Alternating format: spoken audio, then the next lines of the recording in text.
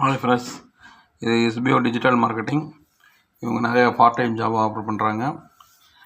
நிறைய பெரிய பெரிய கம்பெனிலேருந்து நமக்கு ஆஃபர் பார்ட் டைம் ஜாப் கிடைக்கிது. டிஜிட்டல் மார்க்கெட் பற்றி தெளிவாக நமக்கு சொல்லி தருவாங்க.